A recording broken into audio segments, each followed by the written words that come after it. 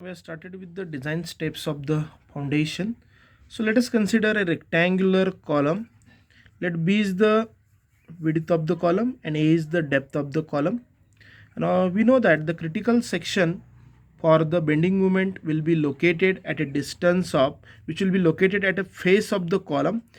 So our footing will be the rectangular one. So we are having the two critical section for the bending moment. One will be the parallel to your x-axis, another will be the parallel to your x-axis. So this is the critical section for the bending moment. And this will be also a critical section for the bending moment which is parallel to the x-axis. Again, L is the length of the footing and B is the width of the footing. So the section will be located at exactly on the face of the column. So L is the total length of the column, B is width of the column. So we are getting the distance from this face of the column to the end of the footing, which is equal to L, that is total length of the footing, minus width of the column divided by 2. So this distance will be the L minus B divided by 2. Then let W is the weight acting on the column including the self weight of the column. Then W1 will be indicates the self weight of the footing. And what we are considering, generally we are considering the weight of the self weight of the footing will be the 10% of the load on the column. Then P0 will be the shape bearing capacity of the soil. So all of you know what is the bearing capacity of the soil and what is the shape bearing capacity of the soil. All this will be considered from the geotechnical engineering.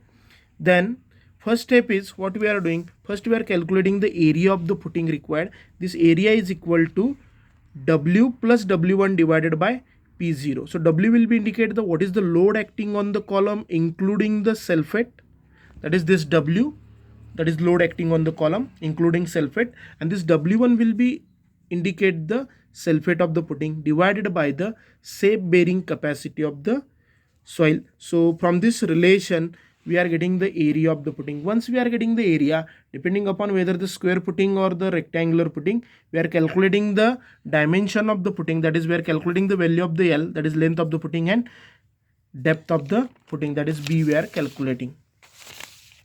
Then next step we are calculating the net upward pressure which will be acting on the footing and which is given as this P is the net upward pressure which is equal to this W, that is the weight acting on the column including self weight, divided by L into B. So we are getting here the net upward pressure acting on the footing. The next one we are calculating the bending moment acting on the footing. So section of the bending moment will be located at a exactly on the face of the column. Let given footing is a rectangular one and maximum bending moment will be occur at section XX or maybe at a section YY. Now first what we are considering, we are taking the movement of this shaded area about the XS axis. So this is the shaded area. So we are considering this movement of this shaded area about this x-axis. So what is the movement? Movement is nothing but the force multiplied by perpendicular distance. Force is nothing but the what is the net upward pressure acting on the column. So that is the pressure will be known one. Now once we are knowing the pressure into multiply by the area, so this side will be the parallel to the footing. So this P into B into this side and this side, and this side is nothing but the L minus B divided by 2. So this will be indicate the pressure acting on the footing, that is P multiply by the width of the footing multiply by the length of the critical section for the bending moment, L minus B. So this is the indicate the force and it should be multiplied by the perpendicular distance. Then we are getting the bending moment. So perpendicular distance will be the, so this is the total length. So resultant force will be acting somewhere here. So we have to take the moment of this force about this section. So total distance is L minus B divided by 2. So this distance will be the L minus, this distance will be the L minus B divided by 4. So this distance will be the L minus B divided by 4.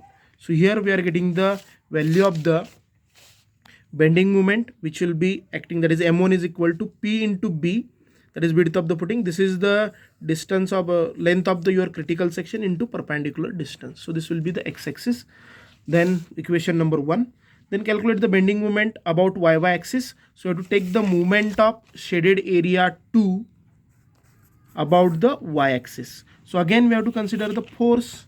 First we are getting the force is nothing but the pressure multiplied by the area. So bending moment M2 is equal to, this is your bending moment M1 along the x-x axis, this is along y-y axis.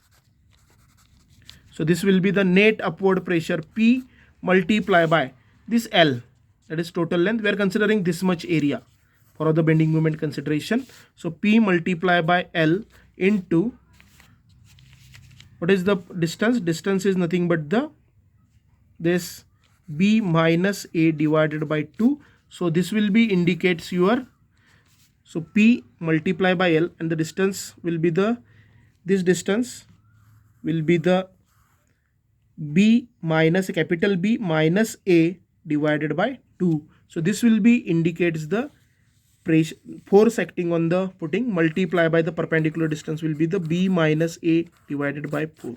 So this will be indicates the formula for the bending moment along the y-y axis. Then in case of the square footing, L and B are the equal one. So we have to either calculate the depth from the equation number 1 or equation number 2. In case of the rectangular footing, we have to calculate the bending moment along x-axis and we have to calculate the bending moment along the y-y axis, that is your M2, and we have to calculate the depth from the greater value. So whatever may be the bending moment will be the greater. From that consideration we have to calculate the depth of the footing. Then effective depth of the footing is given as, so D is equal to under root of M1 divided by R into B. So M1 is nothing but your bending moment along x-axis axis, B is your width of the footing, and R will be nothing but your design constant, or D is equal to M2 divided by R into L. L is the length, M2 is the bending moment along the y-axis. Once we are getting the effective depth of the footing, then assume the suitable effective cover for the footing, and we have to take care that the minimum cover should not be less than the 15 mm. So once we are assuming the effective cover, then calculate the overall depth of the footing. This overall depth of the footing is equal to D plus effective cover. So here we are getting the overall depth of the footing. Then once we are getting the depth of the footing, then we have to check that whether this depth will be safe against the shear. So first we have to consider the depth from the one-way shear. Checking the depth from the one-way shear consideration. So in case of the one-way shear, the critical section will be located at a distance of D from the face of the column. So this is the position of your column, B is the width, A is the depth of the column, and this is the critical section which is located at a distance of D from the face of the column. And we know that L is the length of the footing, B is again width of the footing. So this distance will be the L minus B divided by 2 minus D.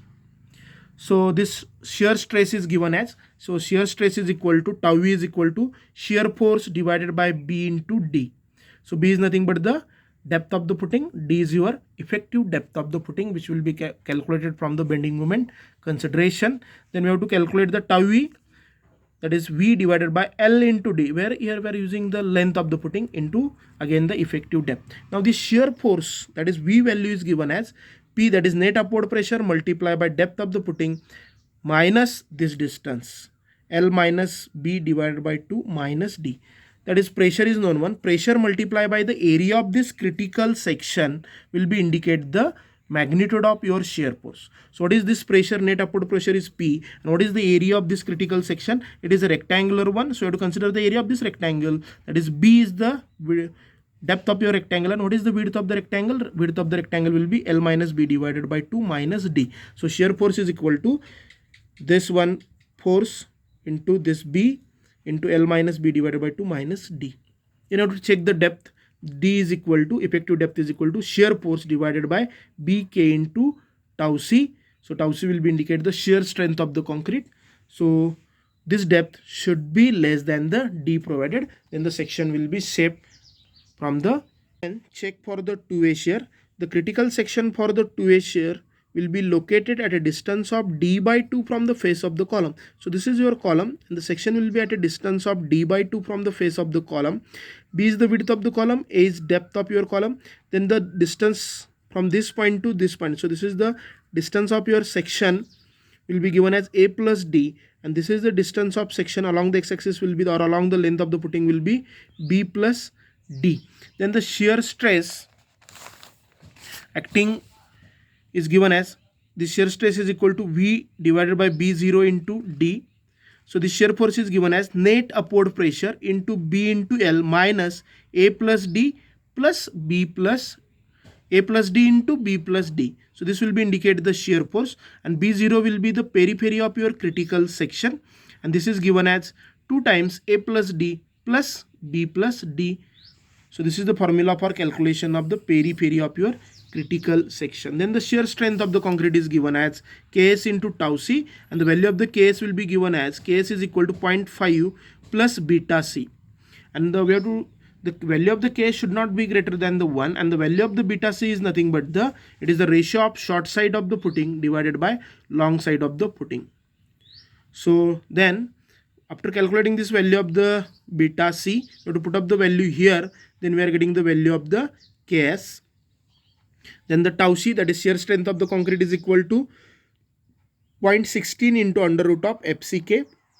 The FCK is nothing but the characteristic strength of your concrete. It will be depend upon your grade of the concrete, and this tau e must be less than, that is shear stress must be less than or equal to Ks into tau c. Then the section will be safe against the two-way shear. Once we are getting the checking the depth of the footing from the one-way shear and the two-way shear, if the section will be safe against the one-way shear and the two-way shear, then we have to go for the calculation of the reinforcement.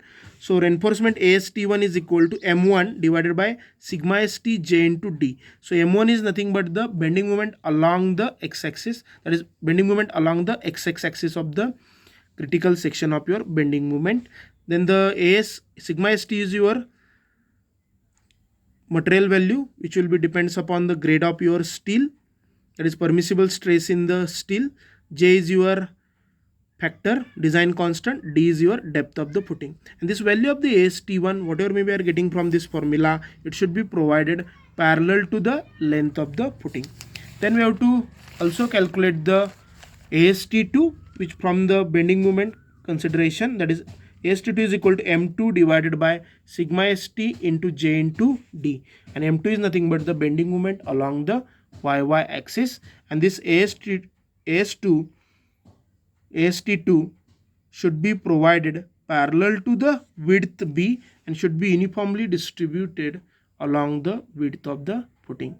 So these are the design steps we have to follow while designing the rectangular footing or the square footing.